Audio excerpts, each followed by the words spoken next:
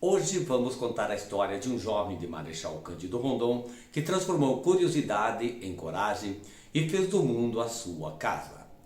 Da infância simples, no oeste do Paraná, às salas de aula e experiências em 7 países diferentes, Evandro Primon construiu uma trajetória marcada por destinos, destemor, fé e determinação.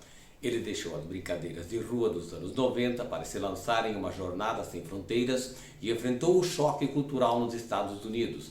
Mergulhou na filosofia em Roma, reinventou-se em meio à pandemia na Itália e hoje trilha o caminho da engenharia na Escócia. Mais do que uma biografia de viagens, sua história é um exemplo de que não ter medo é a chave para crescer, aprender e conquistar novos horizontes. Nesta entrevista em vídeo, Evandro abre o coração sobre os sacrifícios, conquistas e escolhas que moldaram sua vida e mostra como a ousadia de seguir adiante pode transformar destinos. Vamos acompanhar a entrevista com Primon, filho do Enuir e Eulália Primon. Evandro, como foi sua juventude em Marechal Cândido Rondon? A minha juventude foi muito linda, dos anos 90. Era uma juventude onde o celular não existia, os tablets não existiam, mal e mal a TV estava chegando, mas já tinha. Foi uma juventude, uma infância que eu acho que eu não trocaria por nada, porque me enriqueceu muito nos jogos que a gente fazia como criança, nessa relação de criança a criança, nessa imaginação de criar carrinhos com a madeira, com uma pedra, com qualquer coisa a gente jogava. Então é uma imaginação que eu acho que é muito importante uma criança desenvolver desde pequeno. Hoje tem outros meios, claro, como o mesmo tablet e outras coisas, mas eu ainda ficaria nessa infância antiga, que para mim foi muito determinante, principalmente agora, vamos falar certeza que mais para frente, que eu estou fazendo engenharia. Para mim, montar as coisas, imaginar, fazer, tudo isso eu me desenvolvi desde pequeno. E o que te motivou a sair da sua cidade, da tua terra natal e ir para o mundo? A curiosidade. Eu era curioso de conhecer, saber, aprender, descobrir. Então, praticamente, eu queria descobrir o mundo. Quando eu via, às vezes, na televisão, algumas coisas, as novelas, os filmes, eu queria sair, eu queria descobrir, eu queria ver o que tem lá fora, além desse bairro que eu vivo aqui em Marechal Cândido Rondon, o que o mundo tem que eu possa ainda desenvolver, para mim e para o mundo também. Então, foi mais curiosidade e vontade de crescer pessoalmente. E qual foi o momento que você decidiu, eu vou morar fora do Brasil? Foi uma circunstância de idade. Chegou a idade estava começando a adolescência, estava começando aquela rebeldia de querer sair, fazer as coisas sozinho, viver fora de casa e tal. E também um pouco assim, meu pai naquele período tinha comprado uma sorveteria. Eu trabalhava muito nessa sorveteria e também tinha nascido meu irmãozinho pequeno, criava dele e tudo. Então eu estava 100% nesse negócio familiar que não me permitia fazer esse descobrir fora. E veio uma oportunidade de estudar em Curitiba, então foi aceitada essa oportunidade e fui para lá. E sim, iniciou toda a minha carreira de descobrir o mundo. E você tem exatamente nessa sua juventude, então, o seminário, a Tenho. Igreja Católica, que foi o que começou a abrir essas portas para ti.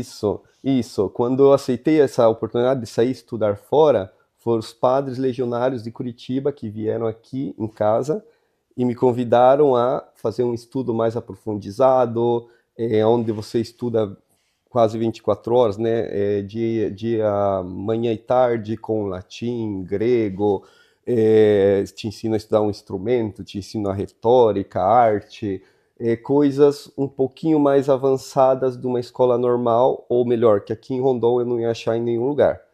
Então, essa oportunidade eu peguei ainda que eu também era muito próximo à igreja com a minha família e fui desenvolvendo essa espécie de vocação sacerdotal também naquele período. Teve um período que eu era convicto que eu queria ser sacerdote, que eu queria ser padre. E esses pensamentos foram mudando no futuro. Em quais países você já morou? Por quanto tempo em cada um? E o que você ficava fazendo nesses países? Então, o primeiro país que eu morei foi nos Estados Unidos, em Cheshire, Connecticut, era o estado lá, e eu comecei a Universidade de Humanidades. Depois daí eu fui para o Canadá, na cidade de Quebec, que é a parte francesa do Canadá, mas eu fiquei poucos meses ali, fiquei uns 6 meses mais ou menos, trabalhando vocacionalmente ali, ajudando nos cursinhos que tinham para as crianças. A gente chama oratório, que aqui seria tipo um scout. E depois eu fui para a Itália, fui para Roma iniciar a filosofia. Acabando a filosofia em Roma, fui enviado para a cidade do México, trabalhar como professor e coordenador de escolas. Eu trabalhava em duas escolas. Uma era só professor, o outro era coordenador. Trabalhei 4 anos na cidade do México, uma cidade linda, maravilhosa, adorei. Depois fui reenviado para Roma para fazer a pós-graduação em filosofia. Acabando a pós-graduação em filosofia, eu iria iniciar a teologia. E foi quando eu decidi sair do caminho sacerdotal. Nunca fui sacerdote, eu estava no caminho estava estudando para ser. E foi quando eu decidi sair, porque teria que fazer os votos para toda a vida e eu me senti não preparado para isso, ainda que foram muitos anos, mas ainda não me senti maduro para aquela responsabilidade. E continuei em Roma como professor, já fora, e dali para frente eu fui para a Inglaterra, iniciar a engenharia uns 4 anos atrás, e agora eu estou na Escócia, sempre estudando a mesma engenharia, porque é a mesma universidade, mas eu me mudei para a Escócia agora. Portanto, além do Brasil, são 6 países diferentes que você já passou. Exatamente. Qual foi o maior choque cultural que você enfrentou nesses 6 países fora o Brasil? Foi o primeiro, Estados Unidos. Conte dessa história. O primeiro, porque, na verdade, eles tinham dito que eu ia estudar a universidade na Espanha, em Salamanca. Então, eu estava estudando espanhol muito bem, eu estava me preparando para a Espanha, a Europa, a história e tudo. E uma semana e meia antes de partir para Salamanca e iniciar a faculdade de Humanidades, eles falaram: você vai para os Estados Unidos. E eu não estava preparado, nem com o inglês. O meu inglês era muito básico, mas muito básico mesmo. Mas não só isso, a cultura é muito diferente lá. Eu tive um choque cultural muito forte. Eles são muito precisos, são muito, até no falar, no se expressar, no se mexer, no fazer as coisas, são muito organizados com horários. E o brasileiro é mais, vamos indo, né? Vai, sim, a gente aparece lá. Não, eles querem horário, minuto, segundo, certinho. Então, esse choque também da comida. Eles comem coisas muito mais fritas, hambúrgueres e coisas assim. Adorei, foi uma experiência linda, mas foi o primeiro choque, o mais forte de todos, foi esse aí. E como foi lidar com as línguas, né? São 7 países e pelo menos aí 4 raízes bem diferentes. Isso. Então, as línguas, na verdade, para mim sempre é difícil, mas foi uma facilidade que desde que eu saí de Rondon para Curitiba, os padres em Curitiba ensinavam o latim, o grego, e já começavam a ensinar uma terceira língua, você podia escolher entre espanhol e francês. Eu escolhi francês naquele período lá. E como vocês sabem, todas as línguas, ou a maior parte das línguas, partem do latim e do grego como estruturas, né? Depois cada língua se desenvolve de diferente, mas essa estrutura mental me ajudou muito. Talvez teve um pouquinho mais de dificuldade no inglês porque saía dessa estrutura. Pega um pouco, mas saía bastante. Já o espanhol é muito próximo, não só do português, mas da estrutura latina. O francês é muito próximo da estrutura latina. Até o alemão é muito próximo da estrutura latina. Então, todas essas línguas, para mim, no final, foram fáceis. Mas sempre tem que batalhar, sempre tem que estudar, não sai natural. Chegou um período que eu não sabia que língua eu estava falando, porque eu ia misturando tudo. E você falar uma palavra do italiano, uma palavra do francês, uma palavra do... E a estrutura mental, as pessoas ficavam assim, o que ele está falando? Então eu tive que me cuidar bastante. Agora eu já consigo distinguir as línguas, mas sempre tem que pensar. Até para o português eu tenho que pensar antes de falar, porque senão mistura. E como é que consegue exatamente fazer essa distinção das línguas? Então, o meu maior termômetro, que eu chamo, é a cara das pessoas. Se eu vejo a pessoa assim, que não consegue, o que está acontecendo, e daí eu penso em mim mesmo, eu não estou falando certo. Então, as pessoas são o meu maior termômetro para isso. No seminário, claro, você sempre tinha outros jovens do teu lado, né? Então foram vários anos, né? Foram 10 anos praticamente de seminário. Mas mesmo você tendo jovens da sua faixa etária, batem nos momentos de solidão e a saudade da família. Em algum momento você pensou em voltar para o Brasil? O momento, acho que de mais impacto e que eu mais senti a falta da minha família, eu sofri muito por isso e também eles, principalmente minha mãe, foi o período que eu ainda estava no Brasil, que eu fui para Curitiba, e porque a gente não tinha, como diz, não tínhamos celulares, não tínhamos acesso à internet, então era uma ligação uma vez por mês. E visitava a família a cada 3 meses por um final de semana, só 2 dias, que de Curitiba aqui em ônibus são umas 13, 14 horas de ônibus, então você já passava quase um dia inteiro só de viagem.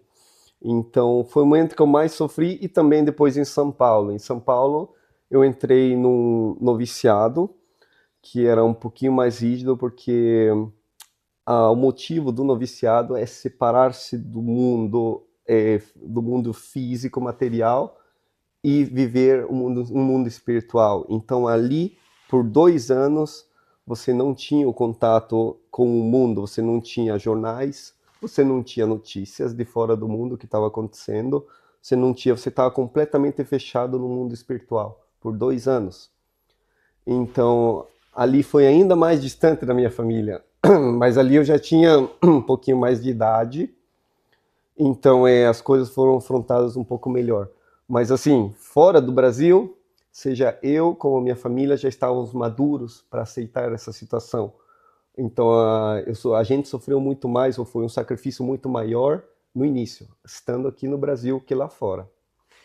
No seu retorno para a Itália, você saiu então das atividades que a Igreja Católica que você estava envolvido e foi viver na comunidade da Itália, foi viver em Roma, certamente. Sim. E ali casou, né? Encontrou uma italiana na sua vida?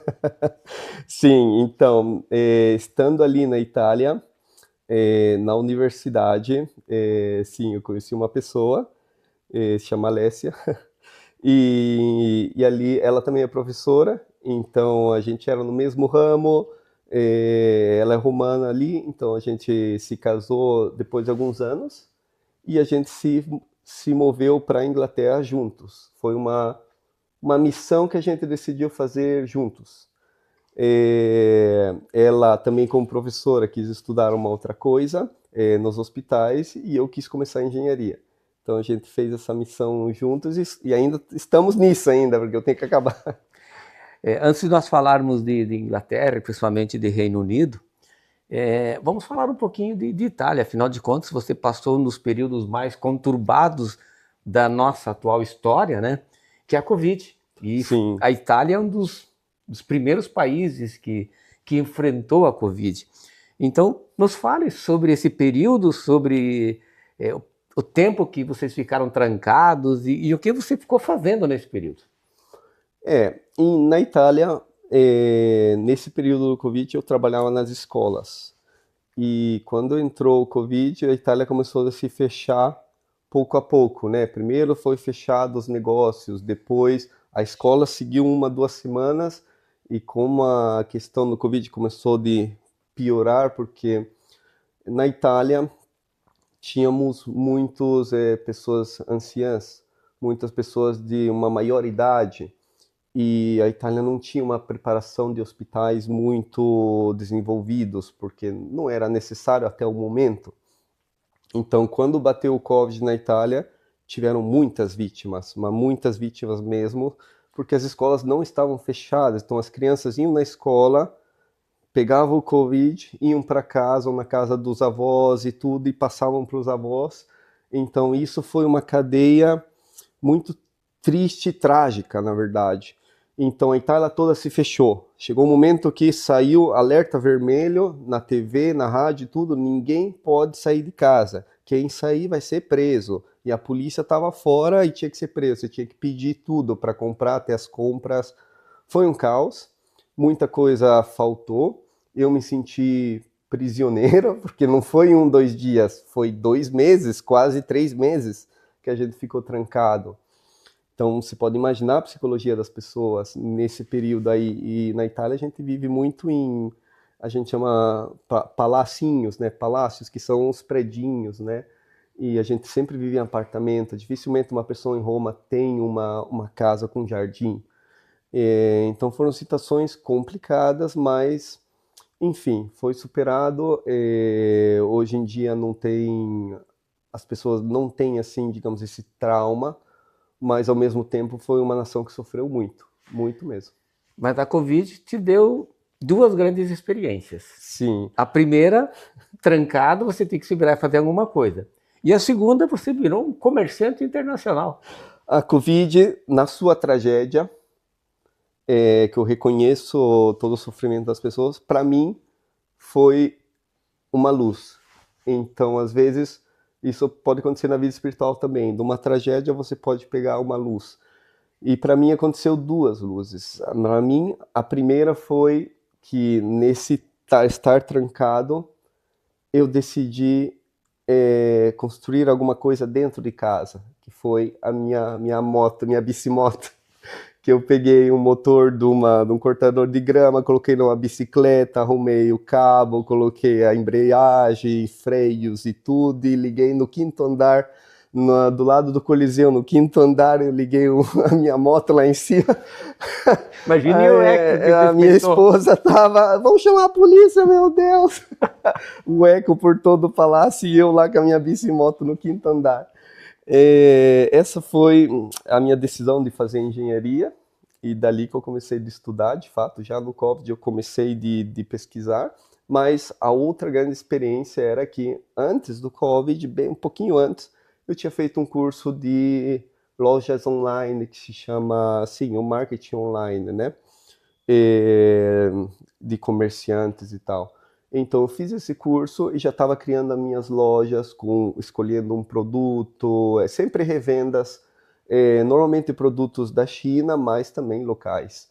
Então, contatando diretamente com a fábrica. Então, eu já tinha criado o meu sistema de lojas online, várias, com diferentes produtos, e do nada entrou a Covid. Então, de um dia para o outro, quando a Itália se fechou, tudo virou online.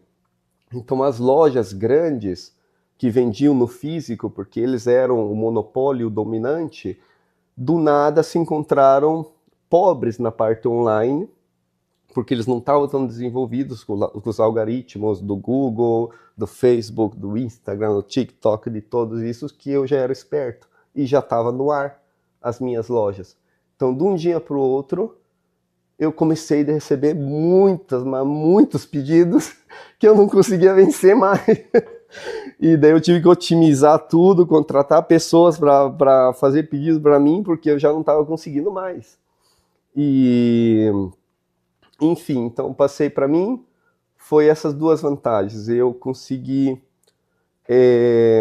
esclarecer um rumo para minha vida, que foi a engenharia, e por outro lado, eu consegui ser muito, digamos, com sucesso na parte online, que depois eu não era a minha expectativa de vida viver da parte online, sem conhecer o cliente, sem falar com o cliente. Então, no final acabei vendendo essas lojas. Depois A filosofia falou mais alto. Isso, a filosofia falou mais alto. Eu gosto de fazer, criar coisas, estar em contato com as pessoas e então mesmo que era uma coisa muito lucrativa, principalmente naquele período ali, eu continuei por vários meses e depois eu já decidi vender elas, vendi separadamente para pessoas que queriam continuar com isso, que fizeram o mesmo curso. No final vendi para companheiros meus e, enfim, e agora estou focado só na engenharia lá na Escócia. Ou seja, você largou daí a Itália, foi morar na Inglaterra, né? Ou seja, entrou no Reino Unido, ficou alguns anos ali na Inglaterra fazendo o seu ensino universitário, que é engenharia, e hoje você está na Escócia. Sim. Né? Na Escócia, inclusive, você comprou uma casa, fruto do resultado dessas lojas online. Dessa loja online.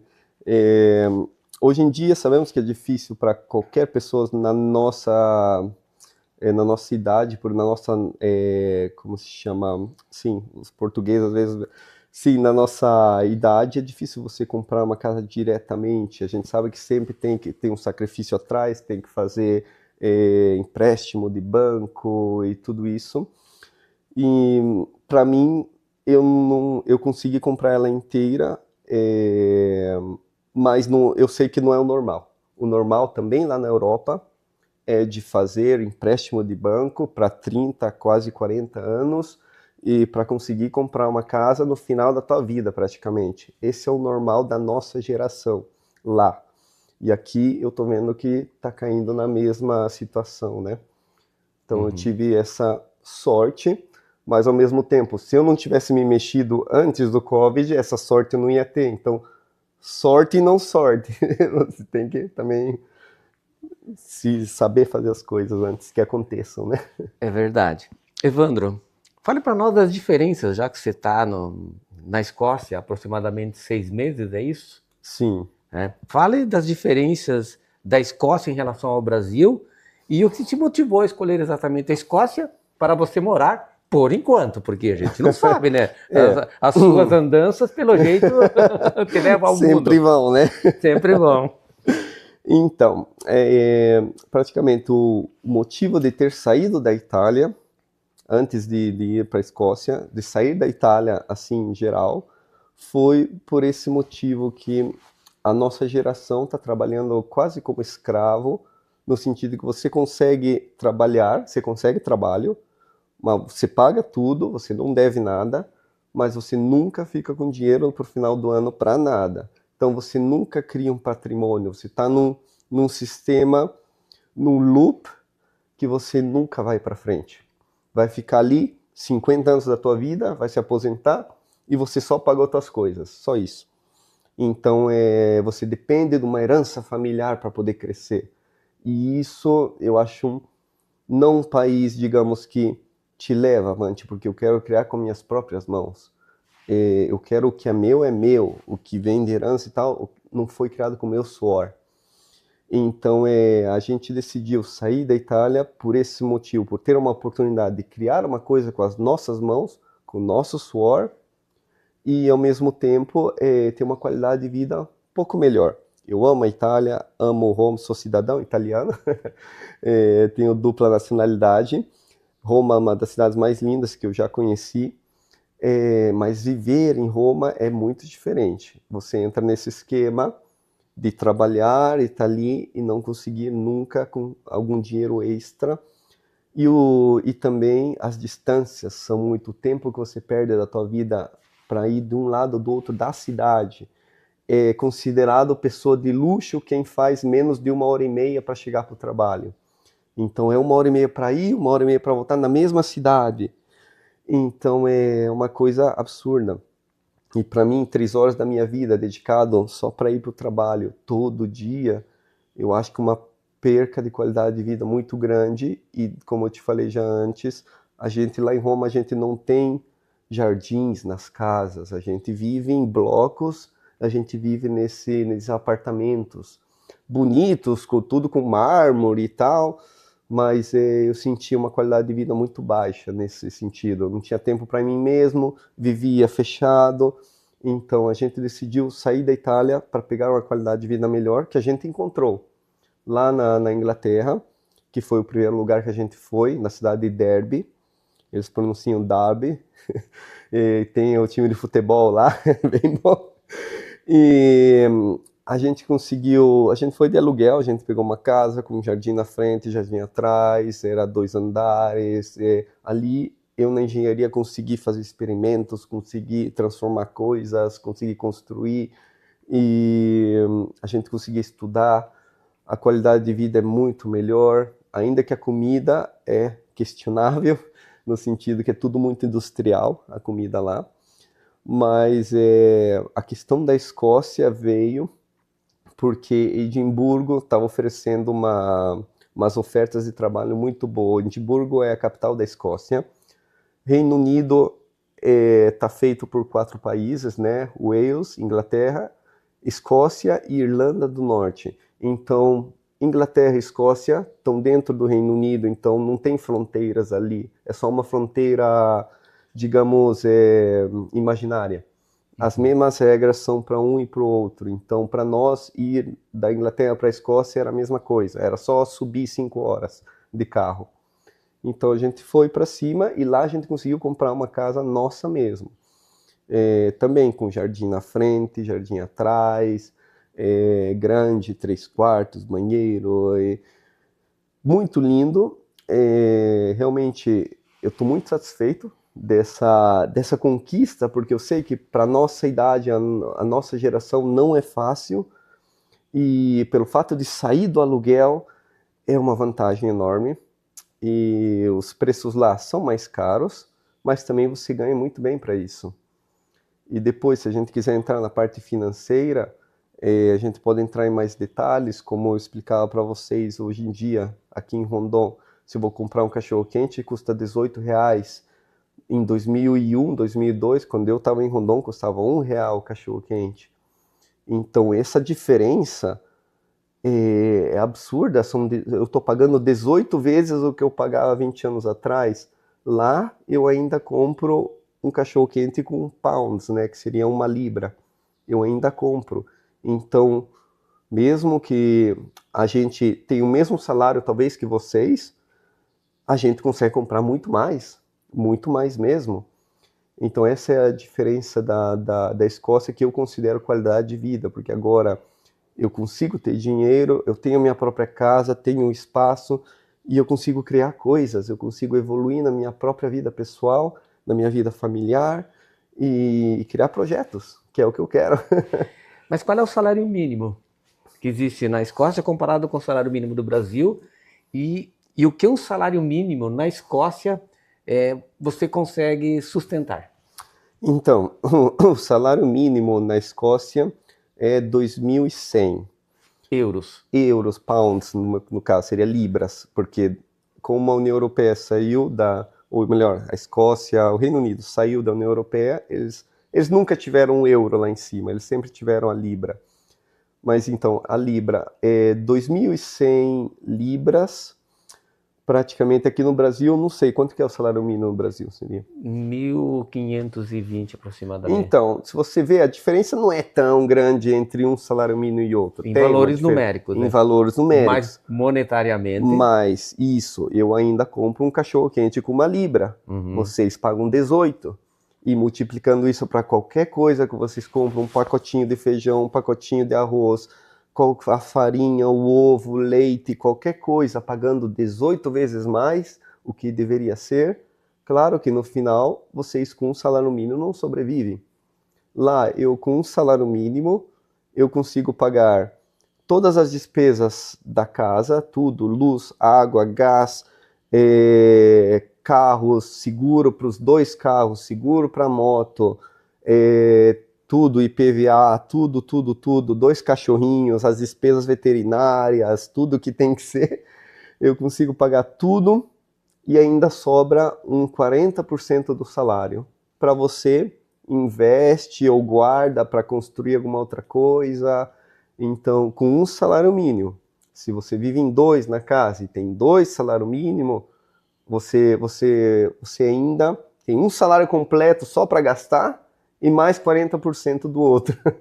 Então você em poucos anos consegue comprar um apartamento para alugar, você consegue fazer outras coisas, comprar uma casa maior se precisa. Então essa é a vantagem que eu queria e que eu estou conseguindo agora. Essa disponibilidade de poder fazer coisas. Primão, é sabido que o mundo está a teus pés, mas o que você sente falta de Marechal Cândido Rondon? A família é a primeira coisa. Família e amigos é uma primeira coisa que sempre senti falta desde que eu saí de Rondon. E depois do Brasil em geral, a comida. A comida da região de vocês tem uma qualidade excelente, não só em variedade, mas a qualidade mesmo. Eu dizia lá, a maçã é maçã aqui. Você sente o sabor da maçã. A banana, você sente o sabor da banana. Lá não, lá vem tudo ou congelado ou de fora. As carnes vêm em bandejinhas. Então não é a mesma carne que vocês comem aqui. E quando você encontra com os brasileiros, né? Por exemplo, aqui em Marechal Cândido Rondon, qual é a pergunta que mais te fazem? Por que você não volta? Isso o pai é o pai. Os tios também e tudo. Por que você não volta? Você não sente saudade? Falou, pois é, não é que eu quero discriminar ninguém aqui, mas a oferta tem que ser muito grande para voltar.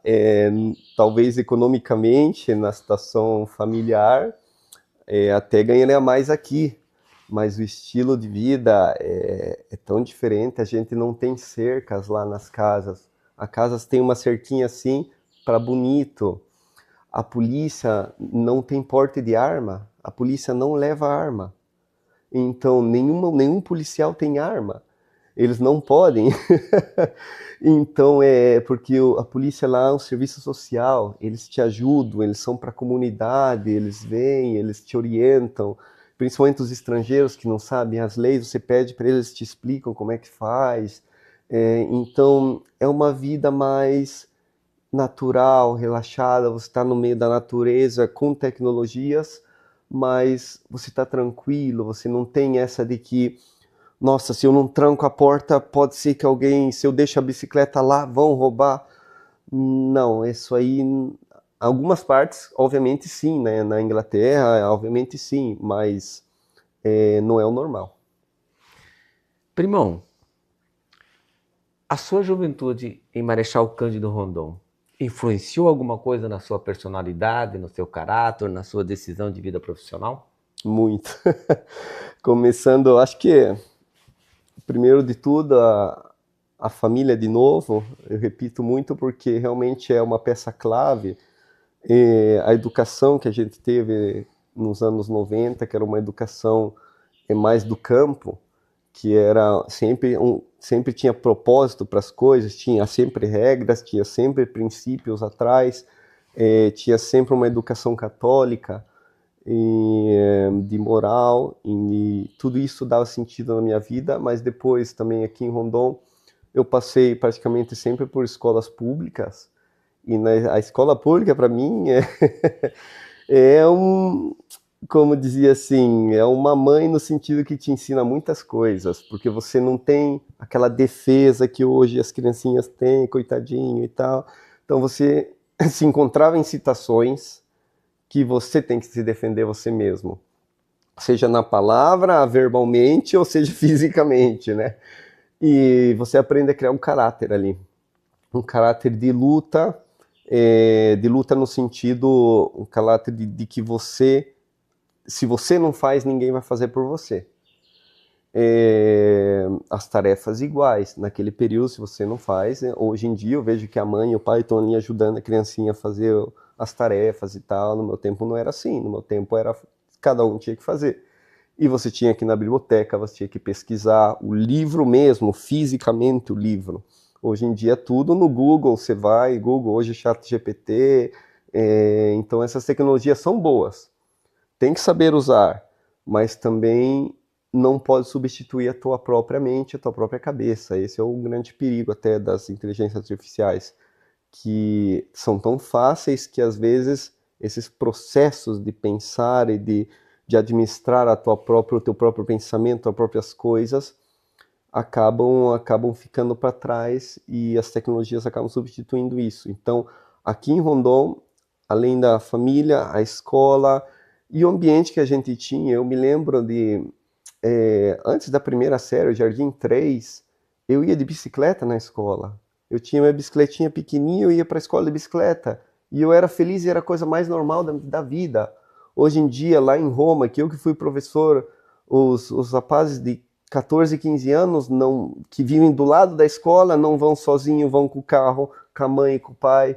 E você fica, uau, eu tinha 7 anos ou menos quando eu ia para a escola sozinho, quando não chovia. Então essas coisinhas, eu acho que para mim foram muito importantes, me ajudam até hoje, porque sempre que eu tenho que fazer uma coisa, eu sei que eu tenho que fazer. Se eu tenho alguma facilidade, perfeito, mas sou eu que tenho que colocar as mãos na coisa, eu que tenho que pensar no futuro, o que eu vou fazer, os meus passos futuros e as coisas, e não deixar que um sistema pense por mim, ou que outros pensem por mim e digam que eu tenho o que tem que ser feito. Evandro, morar em 6 países diferentes, o que te ensinou sobre o mundo e o que ensinou sobre você? Assim, o mundo em geral me ensinou muitas coisas, não só em questão línguas, mas tem toda a parte cultural, toda a parte de arte, de história. Nesse sentido, eu vi muito lá no México, principalmente, as pessoas pensam diferente, mas é um pensar diferente, sempre saudável no ponto deles, mas você tem que entender essa cultura. Eles têm uma comida completamente deles. E tem as pirâmides, toda a tradição deles, os jogos que eles faziam naquele período, é muito lindo. Na parte de Cancún até hoje, eles representam ainda esses jogos, se chama um lugarzinho chamado Tulum, uma cidade antiga, muito bonita lá. E, enfim, nessa parte do mundo eu estou me concentrando no México, porque eu falei pouco dele, mas representa muito para mim o México. Mas aplicando isso também para os Estados Unidos, para o Canadá, para a Espanha, que eu fui visitar a Espanha, não morei, mas fui visitar muito a Espanha, isso eu não tinha mencionado, então conheço muito a Espanha, mas não por ter morado ou por ter ido muitas vezes. A Itália, a Escócia, a Inglaterra, todos esses países aí, para mim, sempre me enriqueceram. Porque a cada lugar que você vai, mesmo aqui no Brasil, se você vai tipo para Bahia, para o Salvador, algum lugar, te enriquecem. Você recebe uma riqueza, uma maneira diferente que essas pessoas estão aplicando para viver. Porque vai muito pelo clima, pela terra ou pelas tradições. Então, cada cultura vai se adaptando. Essas culturas, para mim, sempre me enriqueceram. E agora eu me sinto uma pessoa que não importa onde eu vou, eu consigo me adaptar. Porque eu entendo esses pontos, não só porque eu estudei humanidades nos Estados Unidos, talvez por isso também que a gente vai profundo nesses temas. E, na minha opinião, tudo isso me faz uma pessoa melhor de ontem. Então, nunca vai ser uma pessoa perfeita, mas sempre vai ser um pouquinho melhor que ontem. Então, e muitas coisas você aprende na experiência. Você pode ler todos os livros que você quiser, mas muitas coisas você tem que estar lá. Mas não só lá 1, 2 dias para ver e ir embora. Você tem que estar lá e viver, sentir o que as pessoas sentem, sentir como eles batalham pela vida também, o que eles conseguem fazer, o que eles conseguem desenvolver. São coisas que, para mim, sempre foi... Eu acho que essa é a minha maior riqueza. Ter vivido, ter compreendido, ter assimilado e poder reproduzir esses conhecimentos também nos campos onde eu estou. Que conselho você daria para os jovens que querem conhecer o mundo? Que não tenham medo. Não tenham medo, mas assim, quando você faz um projeto, você sempre vai ter medo de fazer um projetinho não sei, eu quero criar uma empresinha, mesmo aqui no país, sempre tem aquela ansiedade, vai dar certo, não vai dar certo. Esses planos, isso sempre vai acontecer. A questão seria às vezes você tem que se lançar. Não digo se lançar na sorte, porque é sempre um fator de risco, mas o não ter medo, você tem que programar as coisas para esse não ter medo ser diminuído. Então, para você diminuir os riscos, por assim dizer. Então, se você está pensando em viver, não sei, em Portugal, você está pensando em viver fora, lá na Europa, e você teria que pesquisar muito bem a região onde você vai, se é conveniente, se eles estão procurando o emprego que você é formado. Tudo isso são vantagens que você já tem que ter analisado o mercado muito antes de ir. Mas não ter medo de dar o passo. Uma vez que você encontrou, que você viu que é isso, tem lá, vai dar certo, vamos tentar. E o tentar é sempre uma coisa... Eu sempre tentei, eu nunca fui achando que tudo ia dar certo. Então, quando você vai, se não dá certo, você dá um passo para trás. Não tudo foi maravilhas na minha vida também. Eu tive meus defeitos, eu tive as minhas falhas, eu tive as minhas decepções. Tudo também vai por sacrifício. Quando você vai dar um passo fora do país, sempre tem um sacrifício por atrás. Sacrifício não só de dinheiro, que também, mas um sacrifício também da família, estar longe das tuas habitudes, estar longe das tuas rotinas. O mais difícil, eu acho, de dar qualquer passo na vida, seja dentro ou fora do país ou qualquer coisa, é quebrar a nossa própria rotina, né? Quebrar esse vício que a gente já tem. Eu estou vivendo bem, eu estou vivendo local, eu estou vivendo as minhas coisas. Quebrar esse ritmo de vida é o mais difícil, que para mim também foi. Quando eu estava em Curitiba, quebrar para ir para lá, para o São Paulo, quebrar para ir lá para Estados Unidos, quebrar para ir para o Canadá. Depois é sempre uma coisa positiva, mas esse início essa partida inicial sempre é difícil, porque você tem que se dedicar a se adaptar. Filósofo, engenheiro. Tem algum país ou países que você ainda deseja morar? Tem. Tem. Meu sonho é viver na Alemanha ainda.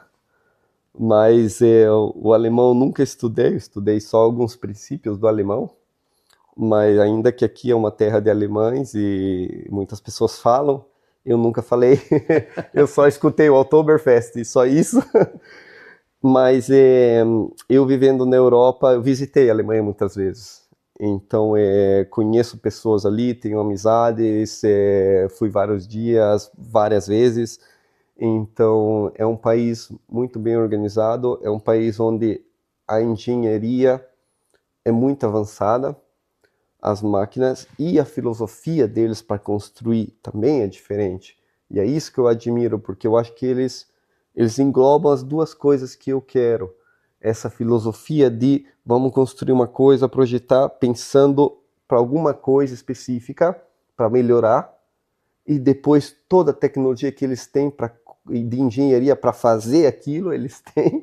Então as duas coisas eu acho que são os melhores. Eu dou um exemplo para você. Agora que a gente estava, ano passado que eu estava trabalhando na JCB, que no Power Systems, num departamento Power Systems que era para desenvolvimento do motor a hidrogênio, a gente na Inglaterra não tinha as máquinas para testar ele, sem fazer ele explodir.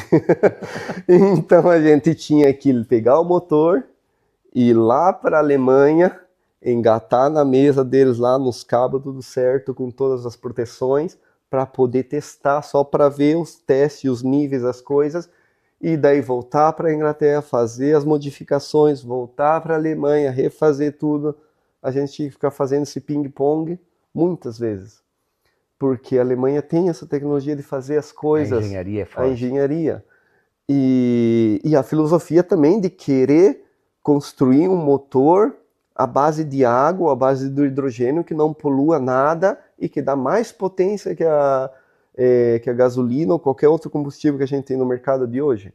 Então, essa mentalidade e esse poder engenheirístico de poder fazer, incluindo essas duas coisas, eu acho que é o país de primeiro mundo que pode avançar muito, muito mundialmente na tecnologia de ponta para melhorar o mundo, em realidade. Então, isso para mim é muito importante.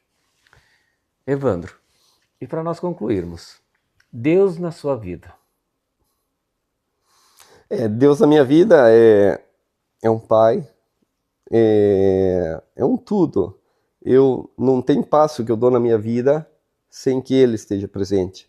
Eu sempre tenho o meu crucifixo aqui, sempre, sempre, sempre, nunca deixo. Esse aqui eu ganhei de pequenininho e sempre ficou ali, nunca caiu, e eu até acho isso um milagre, porque eu passei já por tanta coisa, por tantas... em tudo. Eu sou uma pessoa muito esportiva, participei em corridas que arranham e puxam em coisas, eu faço maratonas de todo tipo, então tá sempre ali, nunca caiu. E eu tenho um anel, o anel que me deu o Papa, foi o Papa Bento XVI.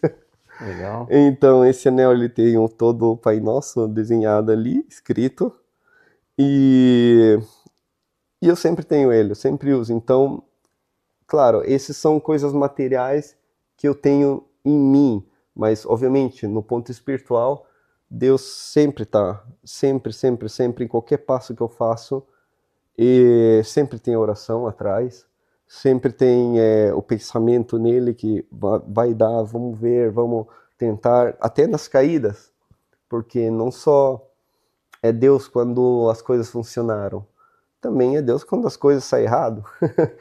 Que na minha ocasião eu tive muito no início, quando eu comecei os pensamentos, e se padre não é o meu, eu dediquei tantos anos da minha vida para estudar, para ser sacerdote, e agora eu não estou me sentindo que sim.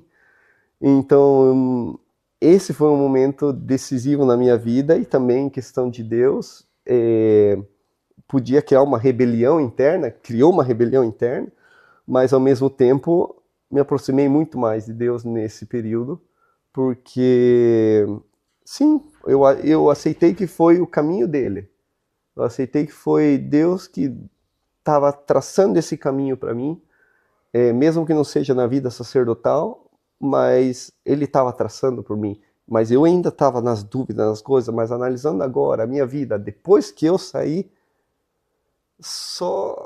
para mim, só aconteceu milagres, praticamente. Então, isso é uma prova que era esse o caminho para ele, o caminho para mim. Então, o que ele tinha pensado para mim, que é contraditório, que eu pensava, Deus, se eu quero ser sacerdote, por que não? E ao mesmo tempo ele já tinha traçado um outro caminho para mim, que eu aceitei, e estamos aqui muito felizes, contentes e querendo transmitir isso para os demais, para não ter medo nas mudanças de planos, porque no final das contas não somos nós que traçamos os planos. Às vezes, assim, eu fiz muitos projetos, mas de todos eles, muitos saíram tudo meio errado, ou não saíram exatamente como eu pensava. Por milagre, saíram até melhores do que eu pensava, muito melhor. Mas isso você percebe que então não foi eu que tracei o meu destino, por assim dizer. Foi alguém mais alto que eu, que estava seguindo, traçando meus passos, e na oração você vai entendendo esses passos. Ou talvez quando aconteceu, você começa a entender o que está acontecendo e quem que está guiando a tua vida. E eu percebo que não sou eu que estou guiando a minha vida.